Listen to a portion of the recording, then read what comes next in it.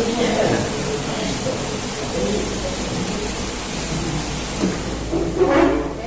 ya. Assalamualaikum warahmatullahi wabarakatuh. Selamat pagi anak-anak. Gimana kabarnya hari ini? Alhamdulillah. Untuk mengawali pembelajaran kali ini, minta tolong Mas Rudi sama Mas Denis topinya dilepas ya. Ketua kelasnya, kalau bilang disiapkan kita berdoa dulu. Ya Allah, hormat dan Selamat pagi. mulai.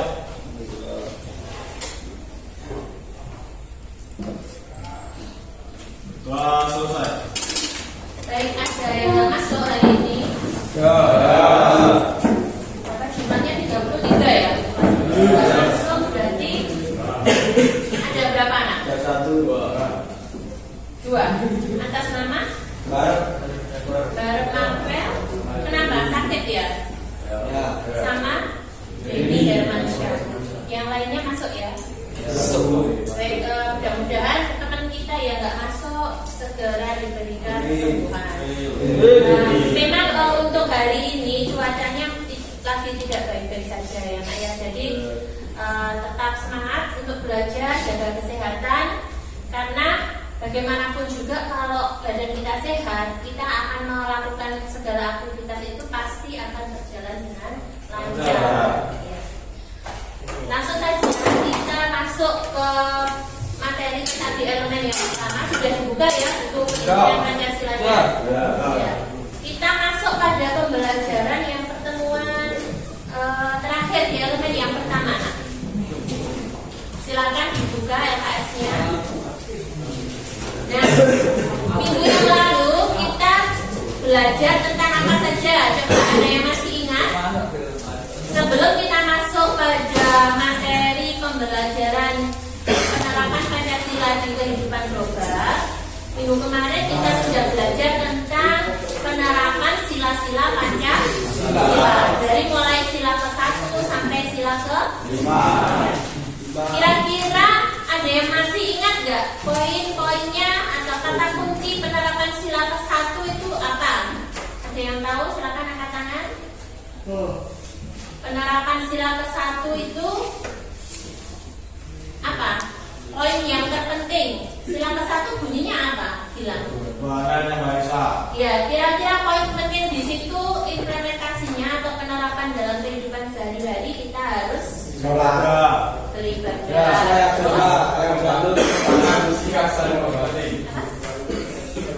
Ya, menganut agama sesuai dengan kepercayaannya. Dan poin penting lagi yang paling harus kita laksanakan itu apa? Toleransi itu penting. Karena apa? Karena di negara kita agama itu kan lebih dari satu. Karena negara Indonesia itu kan menganut negara beragama. Jadi dari berbagai agama yang disahkan di Indonesia, kita patut untuk saling menghormati dan menghargai. Baik. Untuk sila kedua, kemanusiaan yang adil dan beradab, kita bagaimana poin kita itu terhadap penerapan sila kedua adalah apa? Menghindari adanya diskriminasi. Kita harus juga saling menghargai satu sama lain. Bagaimana kita menempatkan posisi kita? Kalau dengan orang yang lebih tua kita harus apa? Hormati. Kalau dengan teman sebaya kita harus menghargai. Dengan adik-adik kelas kita harus menyayangi. Terus dilanjut sampai sila kelima ya. Ada bagaimana kita belajar demokrasi, bermusyawarah, bagaimana penerapan gotong royong itu harus kita lakukan terus ya. Terus bagaimana kita menjaga keutuhan negara kita dengan apa? Rasa persatuan dan kesatuan. Baik anak-anakku, untuk pertemuan kali ini kita akan membahas tentang bagaimana penerapan Pancasila dan bagaimana Pancasila ini dalam kehidupan global. Karena secara tidak sadar kita itu sudah masuk di era globalisasi. Saya lanjutkan. Tujuan pembelajaran hari ini, siswa mampu menganalisis kedudukan dan fungsi Pancasila sebagai dasar negara. Nah, Pancasila itu fungsi dan kedudukannya banyak, tapi yang paling utama adalah sebagai dasar negara, ya. Jadi apapun yang kita lakukan dalam kehidupan bernegara, mulai dari lingkungan keluarga, sekolah, masyarakat, sampai bangsa dan negara, itu pondasi kita, ideologi kita adalah Pancasila dan sebagai pandangan hidup. Ya, pandangan hidup dalam arti di sini adalah bagaimana kita berperilaku itu sebagai pedoman kita itu adalah nilai-nilai Pancasila. Kemudian tujuan pembelajaran yang kedua, bisa menganalisis urgensi untuk menghadapi tantangan global, baik itu lokal maupun interlokal. Kemudian merumuskan langkah-langkah konkret dalam mengamalkan nilai-nilai Pancasila di era modernisasi. Nah, konteksnya globalisasi di sini.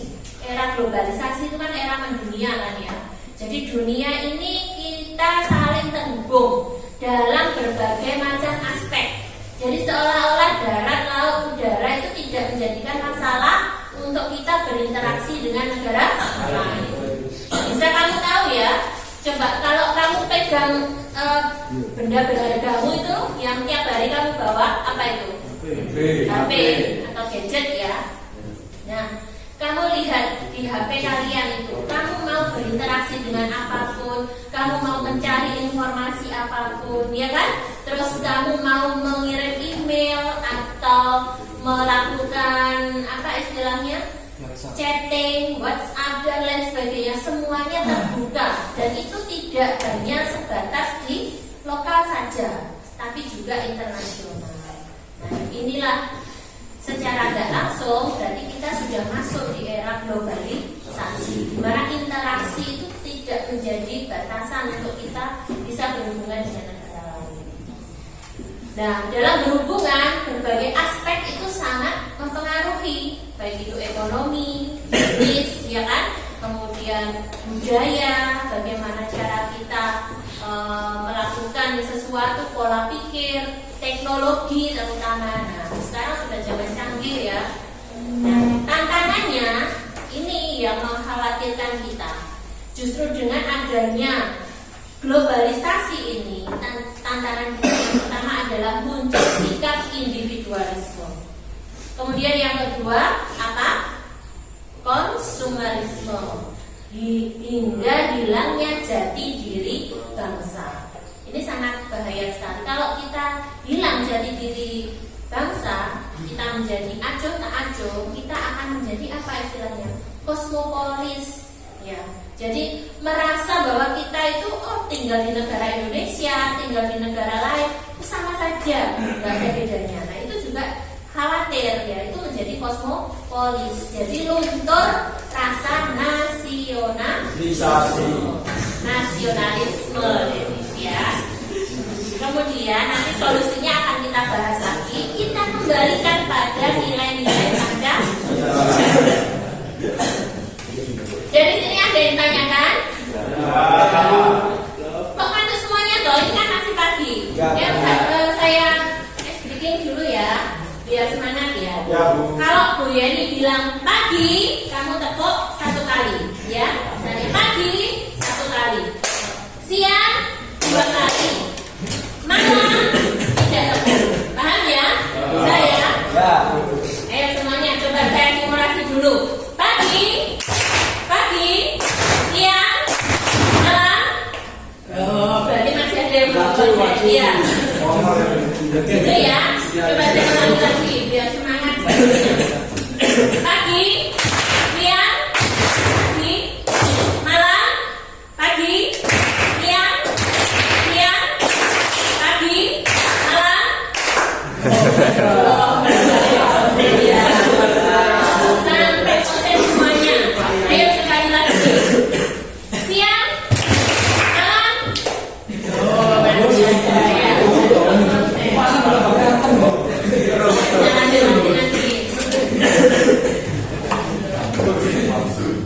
Nah, dari tantangan yang dikhawatirkan oleh suatu bangsa, kita juga ada peluangnya. Jadi kalau kita ambil garis besarnya, namanya globalisasi pasti punya dampak. Ada dampak positif, ada dampak negatif. Dampak positifnya di sini adalah ekspor produk lokal atau UMKM bisa berkembang. Kemudian kita juga bisa menyalurkan adanya budaya-budaya kita, pariwisata kita, kemudian kerjasama atau interaksi secara global baik kawasan regional maupun internasional, dan juga inovasi teknologi. Nah, ini tantangannya tadi, dan bagaimana kita menyikapinya dengan kita berpancasila di era modern. Lanjut saja, hari ini dari tujuan pembelajaran Bu Yeni ingin kalian nanti menganalisa. Saya bentuk sebuah kelompok, kemudian menganalisa apa saja sih tantangan-tantangan di era global. Silahkan ditulis poin-poinnya sesuai dengan nanti saya berikan video pembelajaran agar kalian bisa membuat atau menemukan ide-ide, ya, menginspirasi kalian. Ternyata di negara kita, kondisi negara kita banyak sekali tantangan-tantangan yang ada di era global. Saya hitung 1 sampai 5. Sesuai nomor nanti kumpul di kelompoknya ya. Siap? Ya. Saya mulai dari belakang.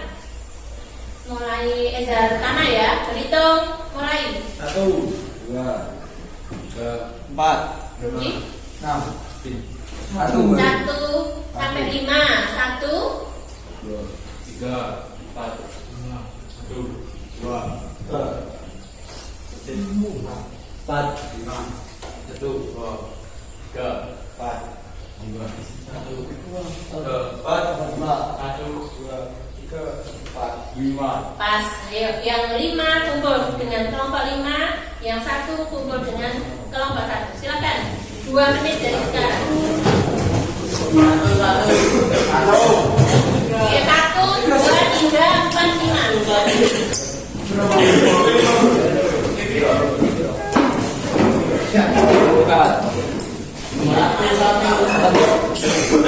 Itu lu nanti tuh.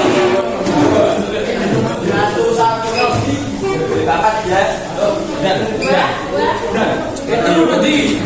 Bapak.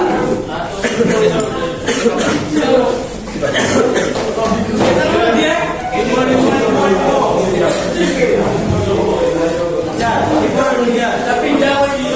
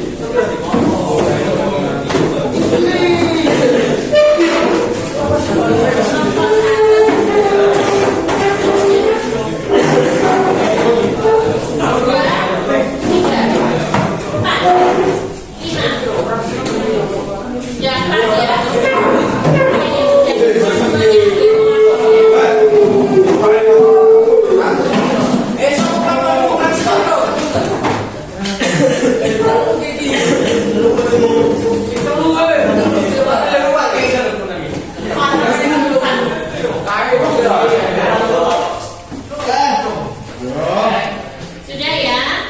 Kalau sudah terbentuk kelompok, silakan amati video berikut supaya kalian bisa menganalisis di kehidupan nyata di negara Indonesia ini kira-kira tantangan apa saja yang harus kita ketahui dan bagaimana untuk mengatasinya. Solusi ya. Iya, tidak asing bagi kita. Globalisasi. Iya, karena tidak asing bagi kita. Globalisasi membuat dunia terasa tidak berjalan. Pertukaran informasi terjadi sangat cepat. Dan cara kita memandang dunia kini lebih terbuka.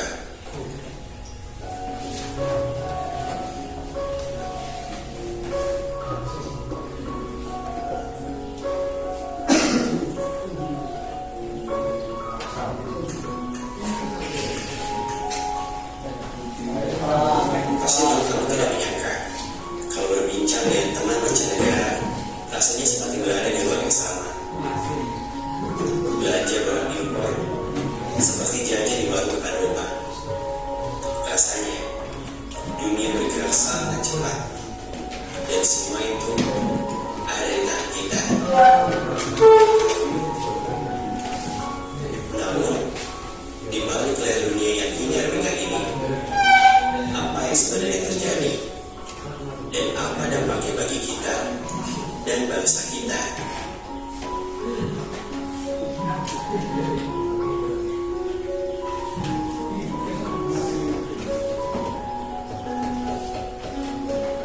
Kemunculan globalisasi sudah ada sejak manusia mengenal perdagangan internasional sekitar tahun 1000 hingga 1500 sebelum Masehi. Itu artinya globalisasi sudah ada jauh sebelum Indonesia menjadi jajahan bangsa Eropa. Baru pada abad ke-18 revolusi industri pertama terjadi di Inggris, di mana tenaga manusia dan hewan digantikan oleh mesin. Dan tidak berhenti sampai di situ. Tidak terasa revolusi industri kini sudah berada di tahap keempat. Kita tahu, tidak semua berdampak baik. Lalu, apa dampak buruk dari globalisasi ini bagi bangsa kita, terutama di bidang sosial?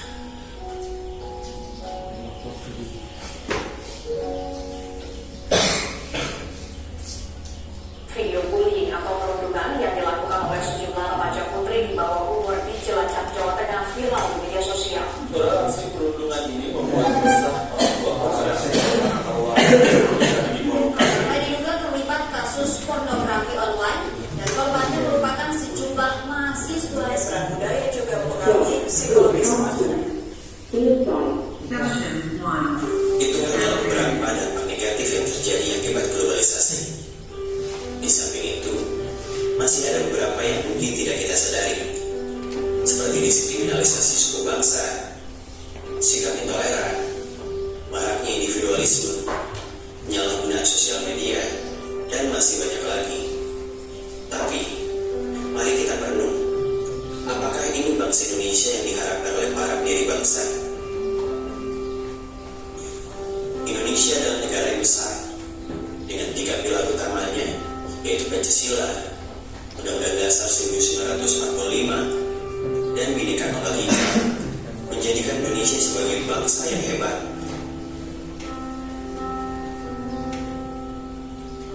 Pancasila pertama kali diperkenalkan oleh Insinyur Soekarno pada 1 Juni tahun 45 pada sidang perumusan dasar negara bersama BPUPKI. Saat itu BPUPKI menyadari bahwa usulan dari Soekarno dapat ditindaklanjuti dengan dibentuknya PPKI. Pancasila mengalami penyesuaian seiring langkahnya menuju kemerdekaan. Harus kita sadari bahwa perjalanan semua ini tidaklah mulus. Soekarno pernah mengatakan kalau Pancasila adalah dasar filsafat dan jiwa bangsa Indonesia. Nilai-nilai Pancasila digali dari bumi pertiwi Indonesia. Nilai terkandung dalam Pancasila sudah ada dalam kehidupan masyarakat Indonesia jauh sebelum kemerdekaan. Budaya inilah yang ingin dipertahankan oleh para pendiri bangsa dengan menjadikan Pancasila sebagai ideologi negara. Mereka yakin dengan Pancasila, Indonesia memiliki fondasi yang kuat dan pegangan. Ideologi Pancasila adalah cara kita memandang berdasarkan nilai luhur Pancasila. Sebagai identitas bangsa, Pancasila merupakan bangsa Indonesia itu sendiri dengan karakter dan cirinya yang khas. Soekarno juga pernah mengatakan, tidak ada dua bangsa yang berjuang dengan cara yang sama. Setiap bangsa memiliki cara berjuang sendiri, mempunyai karakternya sendiri. Oleh karena itu, pada hakikatnya, bangsa sebagai individu mempunyai karakternya sendiri. Sudah seharusnya kita bangsa Indonesia memahami filosofi Pancasila dengan baik agar keutuhan dan persatuan bangsa bisa terjaga. Hanya sayangnya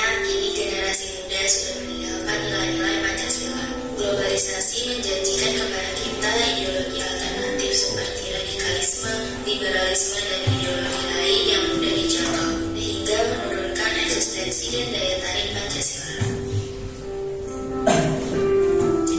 Itulah alasannya sosial budaya Indonesia mulai luntur. Gotong royong, musyawarah, kehidupan sosial yang rukun dan harmonis kini mulai pudar. Kita bagaikan sapu lidi yang terlepas ikatannya.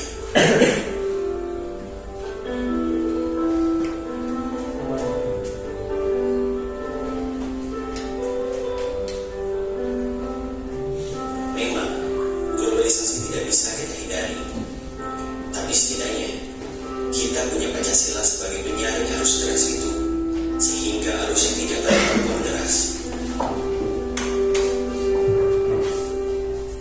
Kita tidak bisa sekedar memahami Pancasila, namun harus dihayati dan diwujudkan dalam kehidupan kita pribadi dan seluruh masyarakat Indonesia, sehingga akan tumbuh kesadaran dan kebutuhan untuk hidup berbangsa dan bernegara berdasarkan Pancasila.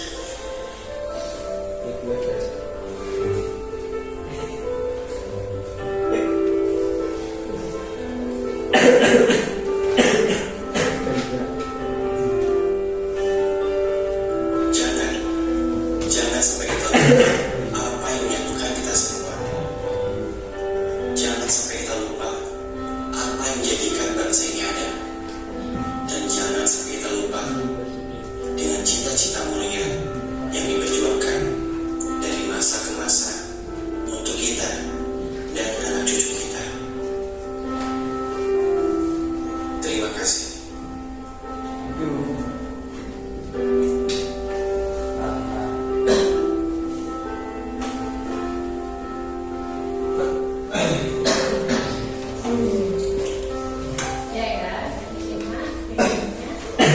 Nah, itu adalah gambaran contoh dari realita yang ada di negara kita. Ya, bagaimana keadaan di Indonesia, kemudian bagaimana kekayaan alam Indonesia itu dengan beraneka ragamnya seperti itu, baik itu sumber daya alam maupun sumber daya manusianya.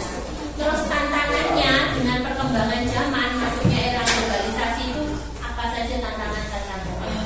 Jadi seperti itu. Nah, silahkan LKPD sudah Bu Yeni bagi, ya nak ya. Silahkan Bu Yeni beri waktu 15 menit untuk menyelesaikan secara diskusi. Silahkan dikerjakan. Kalau ada yang kesulitan, silahkan bertanya. Ya, silakan.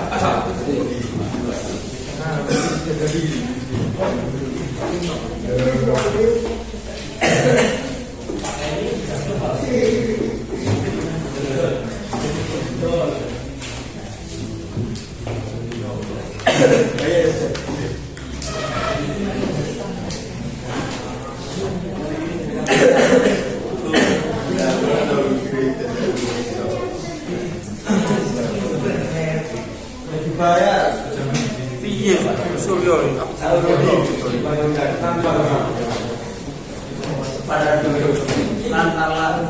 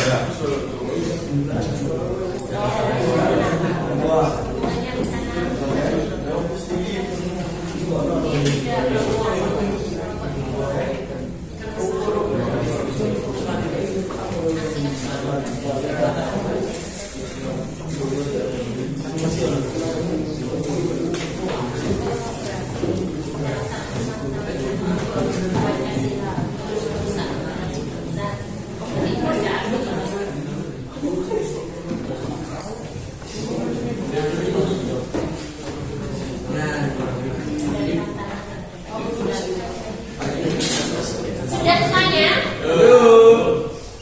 Ayo, masih kurang 3 menit.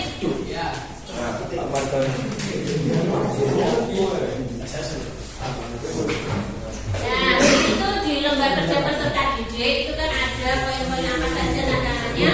Kemudian nanti ada beberapa pertanyaan. Silakan itu sebagai penilaian ya, asesmen kalian untuk pertemuan hari ini.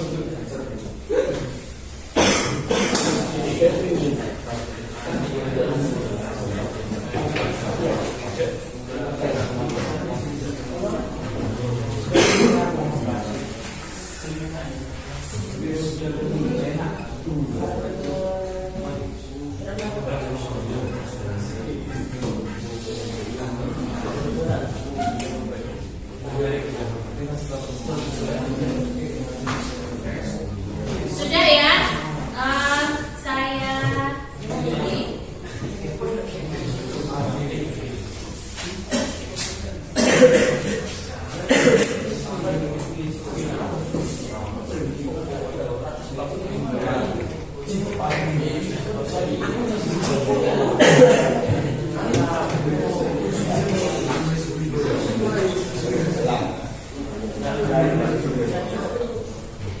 Siap ya? Saya undi mulai dari kelompok berapa dulu yang akan presentasi sesuai dengan seminar ini. Nomor 5 orang. Ya, kelompok 1.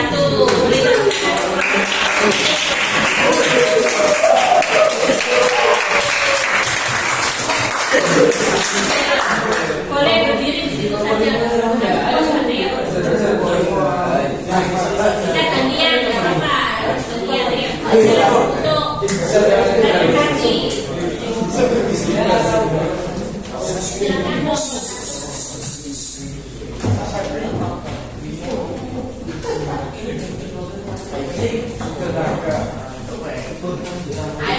Ayo.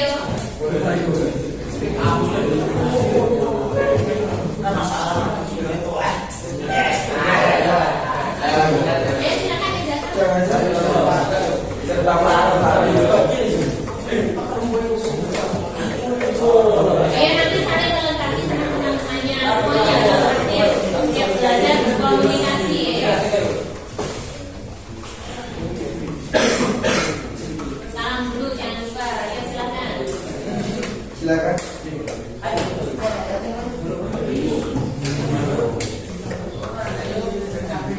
Ayo Pak Asfer, belajar Tama, ada Fauzan, ada Danis, ada Romi.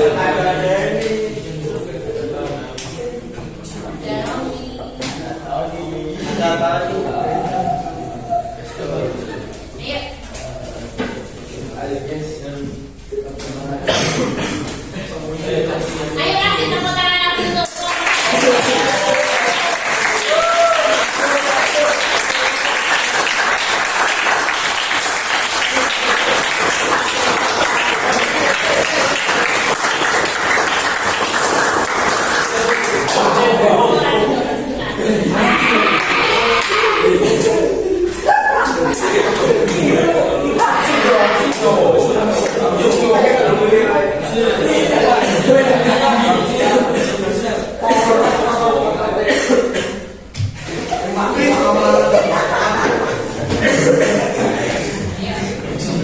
Assalamualaikum warahmatullahi wabarakatuh.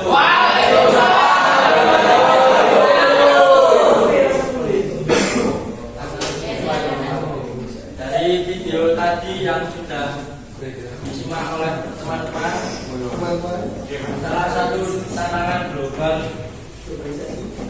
yaitu di situ ada maraknya kasus globalisasi. ya. Tentang kasus pemberian atau bullying. Bullying, nanti kalau bahasa Indonesia itu perundungan, ya. Silakan, jelaskan apa itu?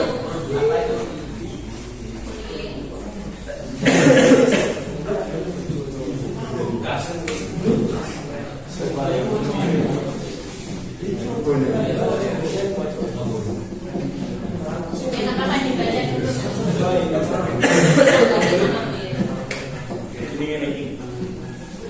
Kasus bullying meliputi peningkatan kasus cyberbullying yang tercepat melalui media sosial. Adapun dampak kesehatan mental pada korban seperti depresi dan kecemasan, serta kurangnya kesadaran dan keterampilan orang tua dan pendidikan dalam menanganinya. Selain itu, ada juga kesulitan dalam pelaporan karena korban sering takut melapor. Sudah. Jadi diambil satu tantangan kita di era globalisasi ini yang marak terjadi ya, dan real terjadi di kehidupan nyata, dan hampir banyak sekali rata-rata di sekolah itu seperti ini. Kamu setuju nggak? Ada bullying itu sangat bertentangan sekali dengan norma, dengan nilai-nilai Pancasila. Nah,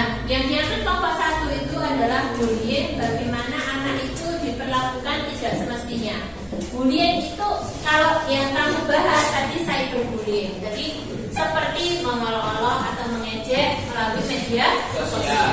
Pernah melihat kasus seperti itu? Nah ya, kadang-kadang biasanya memfoto gambar-gambar, terus ditertawakan, masuk bullying, ya.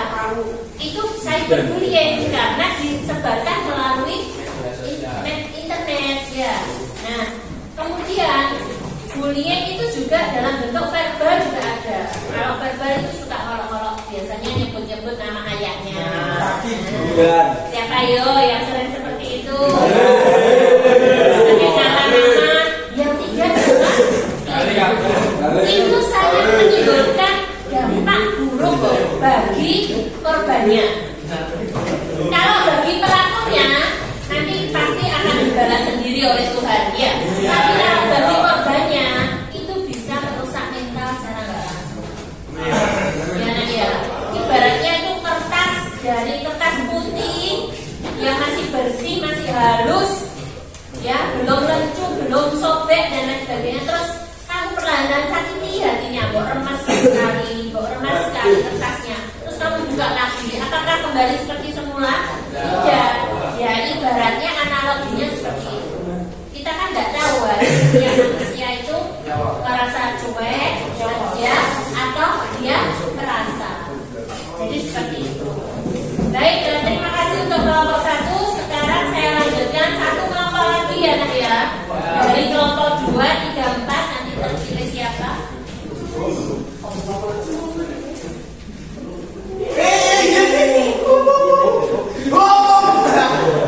Ya, kalau jadi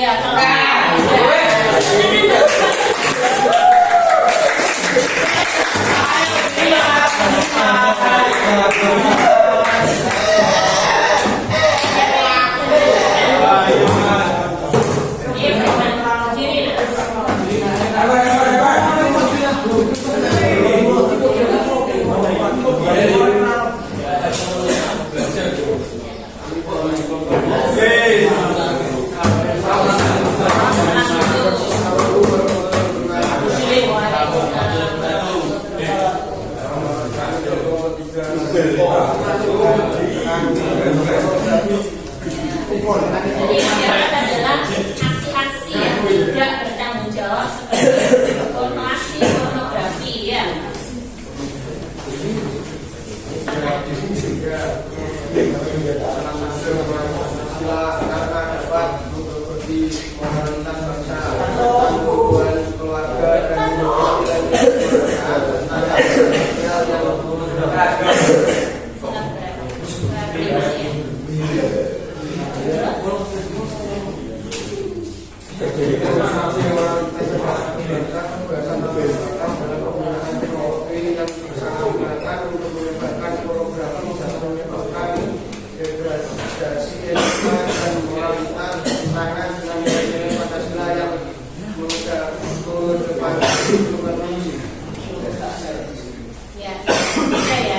Terima kasih untuk kelompok 3. Untuk kelompok 3 di sini mereka mengangkat tentang bagaimana aksi-aksi manusia atau masyarakat zaman sekarang dengan adanya salah satunya adalah pornografi. Nah, itu sangat bertentangan sekali dengan nilai moral-moral budaya kita, ya, adat istiadat kita, agama. Pokoknya semuanya bertolak belakang dengan nilai-nilai Pancasila. Terutama sila keberapa, anak-anak? Sila ke-1 masuk, sila ke-2 masuk, sila ke-5. Ya, karena bertentangan dengan agama, bertentangan dengan moral, dan juga bertentangan dengan sila ke-5, yaitu keadilan sosial. Siapa sih yang mau diperlakukan seperti itu, ya kan? Jadi kita harus hati-hati dan selalu waspada, harus bersikap selektif terhadap apapun yang masuk di Indonesia. Itu kita filter dulu sesuai dengan nilai-nilai Pancasila. Beri tepuk tangan untuk kelompok 3.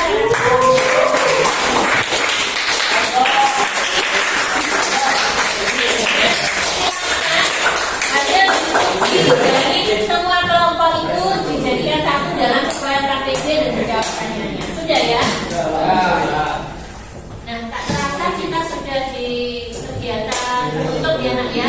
Nah, sebagai evaluasi untuk pembelajaran hari ini, kita simpulkan apa saja yang menjadi pembelajaran untuk hari ini.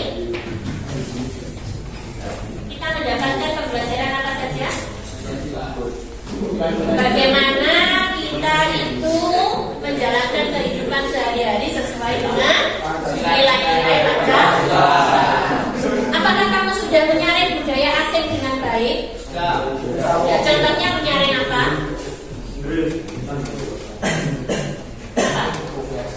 Kebiasaan. Tentunya kebiasaan atau antara orang Indonesia dengan negara lain itu kan beda ya. Ada isi budaya.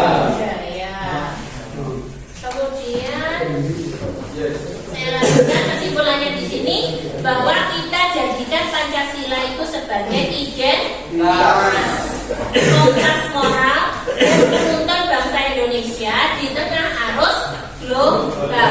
Kita harus tetap berakar pada nilai luhur budaya bangsa, tetap terbuka karena Pancasila itu juga merupakan ideologi terbuka demi kemajuan dunia. Nah, silakan sekarang HP-nya kalian ambil, silakan di scan, kita melakukan post test atau assessment di akhir pembelajaran. Silakan di scan masing-masing. Ada yang kesulitan?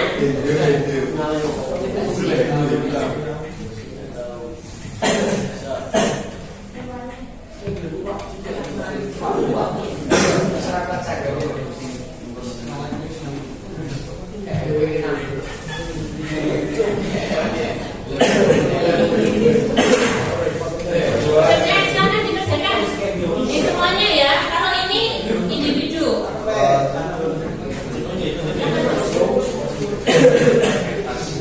Nih proses ya.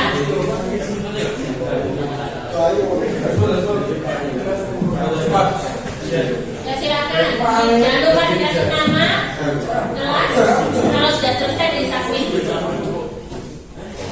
Sudah.